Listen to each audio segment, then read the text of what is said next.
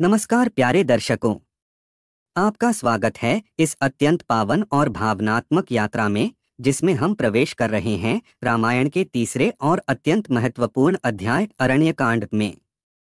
यह कांड हमें जीवन के सबसे कठोर, सबसे भावुक और सबसे निर्णायक पलों से रूबरू कराता है। यहाँ त्याग है, परीक्षा है, छल है, प्रेम है, युद्ध है और अंततः धर्म की जय है। यह केवल एक वनवास की कहानी नहीं, यह एक धर्म यात्रा है। आज हम विस्तार से जानेंगे हर एक घटना, हर एक संवाद और हर एक भावना जो इस कांड को अमर बनाती है। चलिए श्री राम, माता सीता और लक्ष्मण के साथ हम भी इस अरण्य में प्रवेश करते हैं। पंचवटी की शांति और नई शुरुआत। राम, लक्ष्मण और सीता अपने वनवास के कुछ वर्षों के बाद नासिक क्षेत्र में पंचवटी नामक स्थान पर आते हैं। यह स्थान उन्हें ऋषि अत्रि और अनुसूया के मार्गदर्शन से प्राप्त होता है। पंचवटी का वातावरण अत्यंत शांत और दिव्य था। वहाँ 5 विशाल वृक्ष, मंद मंद बहती गोदावरी नदी और दूर दूर तक फैला हरियाली से भरा वन। राम ने लक्ष्मण से एक कुटिया बनाने को कहा और शीघ्र ही तीनों उस कुटिया में निवास करने लगे। हर सुबह प्रभु राम उठकर स्नान करते, वन की सैर करते और साधुओं, वनवासियों और ऋषियों के साथ संवाद करते। वे वनवासियों की रक्षा करते और वन के संतुलन को बनाए रखते। एक दिन एक वृद्धा राम से मिलने आई। उसके हाथ कांप रहे थे पर चेहरे पर संतोष था। राम ने आदर से पूछा, माता, आप इतनी दूर पैदल क्यों आईं? वृद्धा ने कहा, रघुकुल नायक, मुझे तो बस आपको देखना था। मेरा जीवन सफल हो गया। राम ने उसे गले लगाया। यह दर्शाता है कि राजा वही होता है जो प्रजा को अपना मानता है। शूर्पणखा की कथा, आकर्षण से अपमान तक। एक दिन अचानक वन में शूर्पणखा आई, रावण की बहन, जो एक राक्षसी थी। वह राम के तेज और सौंदर्य को देखकर मोहित हो गई। उसने राम से विवाह का प्रस्ताव रखा। राम ने मुस्कुराकर कहा, मैं विवाहित हूँ, मेरी पत्नी सीता है। तब शूर्पणखा लक्ष्मण के पास गई, जिसने उसे भी मना कर दिया। अपमानित होकर वह सीता पर झपटी। लक्ष्मण ने उसे दंड देने के लिए उसकी नाक और कान काट दिए। यह दृश्य अत्यंत शिक्षाप्रद है। स्त्री की मर्यादा की रक्षा के लिए पुरुष का धर्म क्या है। शूर्पणखा भागी और रावण के चचेरे भाई खरदूषण से सहायता मांगी। खरदूषण ने अपने 14,000 राक्षसों के साथ राम पर आक्रमण किया। खरदूषण का युद्ध, अधर्म का विनाश। वन युद्ध का दृश्य अत्यंत भयानक था।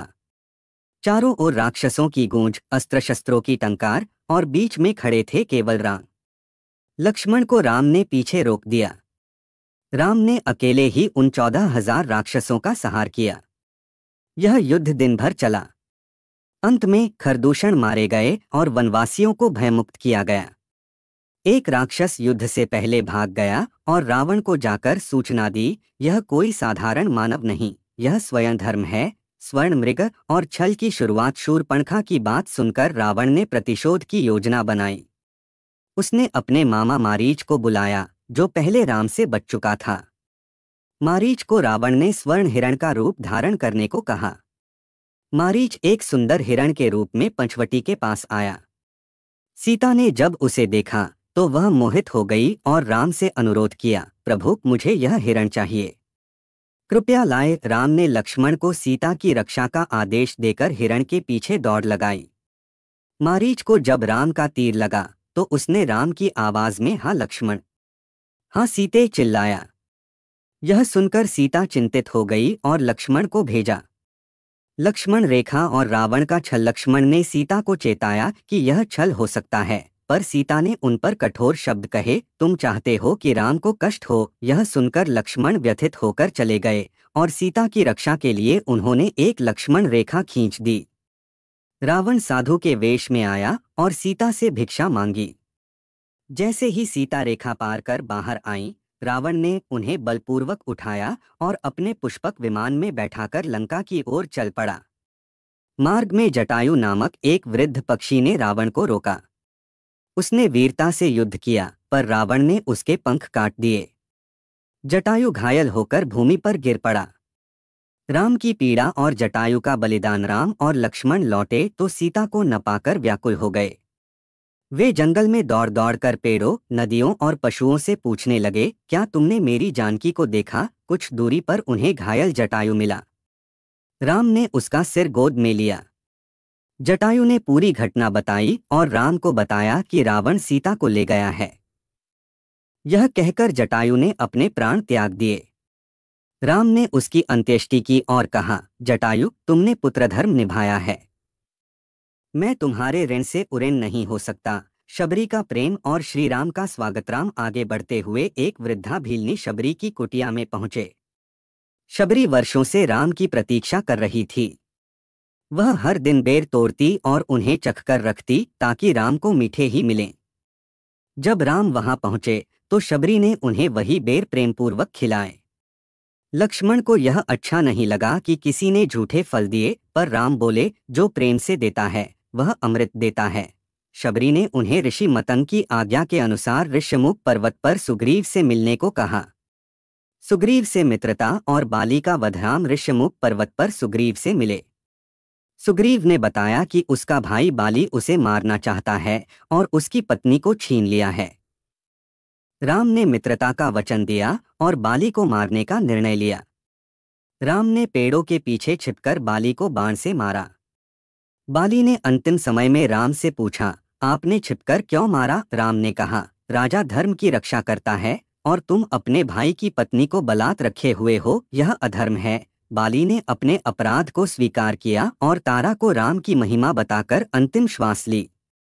हनुमान का स्मरण और लंका की ओर यात्रा का आरंभ। राम की सहायता के लिए वानर सेना तैयार होती है।